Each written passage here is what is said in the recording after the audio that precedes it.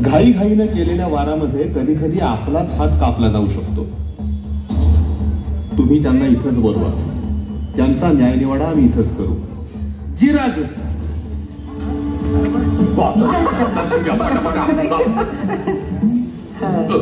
मुजराधनी, तुमची सेवा करायची इच्छा आहे. आई, तू चुकीच्या ठिकाणी आली आहेस. आम्ही असले शौक फरमावत नाही. आमच्या स्वराज्यात परस्त्री ही माते समान आहे. आता आल्यासरशी खणा नारळाची ओटी घे आणि परत जा. अहो, एक डाव सेवा घेऊन तर बघा, जन्मभर तुमच्या पाशीच ठेवतात. ए सोंगाड्या, एकदा सांगितलेलं कळत नाही का? आता जातो का? हो हो. सुभेदार, या सोंगाड्याचा खेळ आम्ही आधीही पाहिलाय. आम्हाला मंजूर आहे तुमची सेवा. बहिर्जी.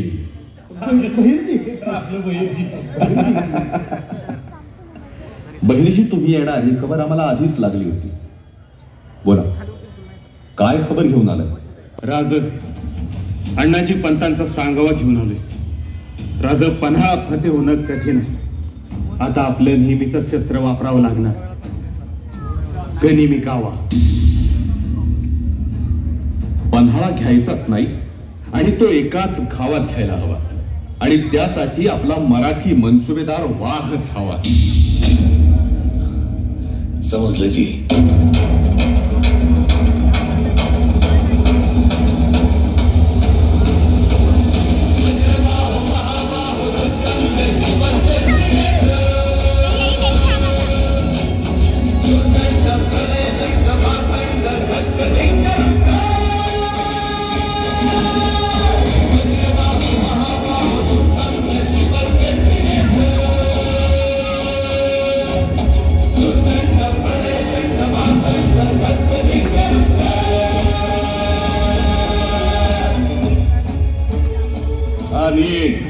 रासडा वाजतोय कुठं?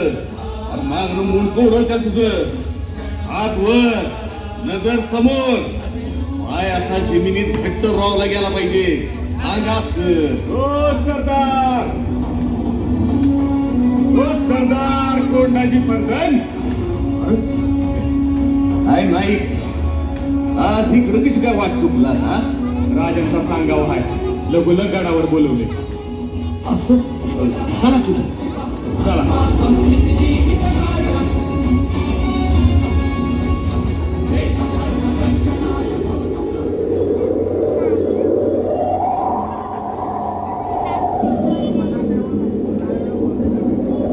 राज मुजरा याद केलीस ना? कोंडाजी फरजंद, वाघांचा वाघ. या या, आम्ही तुमचीच वाट बघत होतो. एक वाघाच्या हिमतीची कामगिरी आहे. विडा उचलणार, कधी निघायचं, कामगिरी विचारली नाही, जीवावरची आहे. अव जीव तर कधीच तुमच्या साम्राज्याच्या पायाशी हंतरलाय राज. तुम्ही फक्त बोट दावायचं आणि आम्ही उडी घ्यायची. पण यावेळेस उडी चुकता कामा नये कोंडाजी. कोंडाजी, या किल्ल्यावरची आमची स्वतःची उडी एकदा चुकली आहे. पन्हाळा? होय. मिर्झा राजांशी तह केला तेव्हा आदिलशहाच्या घशातून हा किल्ला सहज काढू असं वाटलं होतं. पण आम्हाला शिकस्त खावी लागली. हजारो मावळ्यांच्या रक्ता मांसाचा चिखल झाला आमच्या समोर. पण आता हा किल्ला आम्हाला हवाय, स्वराज्यासाठी, रयतेसाठी. राज, कोकणातल्या घाटावरून पळून नेलेल्या आपल्या लेकी बाळींना पन्हाळ्यावरनं जंजिरेला पाठवलं जातं. जंजिराच्या मार्गी त्यांना थेट गुलाम म्हणून निघलं जातं. बहिर्जी, हीच साखळी आपल्याला तोडायची आहे. कोंडाजी, तुमचा बेत काय? बोला, किती सैन्य देऊ तुम्हाला? 5,000? नगर राज. मग 7,000? नाही राज. मग किती? 60. राज, फक्त 60 गडी द्या. हा, फक्त 60? अहो फर्जन, एका एका मावळ्याला 40 गणिम कापावं लागतील. राज, 60चं 6 लाख कसं करायचं त्या म्या ठरवले. तुम्ही फक्त येडा द्या. अहो राज, हे काय? कोंडाची, स्वराज्यातील आपल्या माय माऊली रक्ताळलेले आमचे हजारो मावळे, बाजींचे बांदल आणि तुमचे गुरु तानाजी मालुसरे, हे सारे सारे तुमच्याकडे नजर लावून आहे. पन्हाळा फतेह करा कोंडाजी, पन्हाळा फतेह करा. रयतेच्या अपमानाचा सूड घ्या, आमच्या तानाजी रावांच्या रक्ताचा सूड घ्या.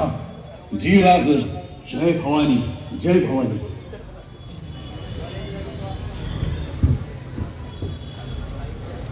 महाराज, मोहिमेच्या आधीच सोन्याचं कड.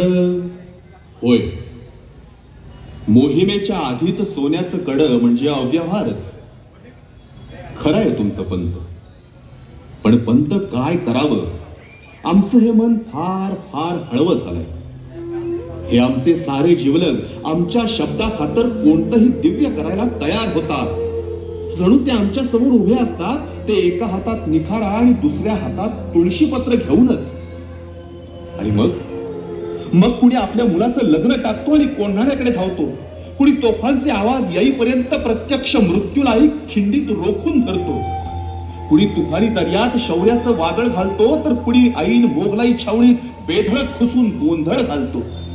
हे आमचे बाजी पासलकर, हे बाजी प्रभू देशपांडे, हे मुरारबाजी, आणि हा माझा सूर्याजी काकडे, हा वाघोजी तुपे, हा तानाजी मालुसरे, हे सारे जिवलग आम्हाला मुजरे करून आपापल्या कामगिऱ्यांवर गेले.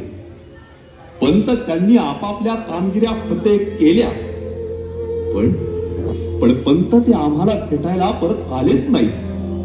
ते गेले, ते परस्परच गेले. साधी शाबासकीसाठीही त्यांची पाठ आम्हाला थोपटायला मिळाली नाही. पंत, आता कुणी असा मुजरा करून आमच्या समोरून ज्यावेळेस कामगिरीवर निघतो, तेव्हा आमचं काळीज गलबलतं. हा कोंड्या म्हणजे माझा दुसरा तानाजी आहे. पन्हाळ्यासारखा बेला तालेवार किल्ला हासिल करायला निघालाय हा कोंडाजी. आम्हाला खात्री आहे की हा कोंढ्या पन्हाळगड घेणार, हरगीज घेणार. पण पंत हा कोंडाजी आम्हाला भेटायला परत येईल ना? नाही, पंत काय अभद्र बोलून गेलो आम्ही. आमचा कोंड्या नक्की परत येईल.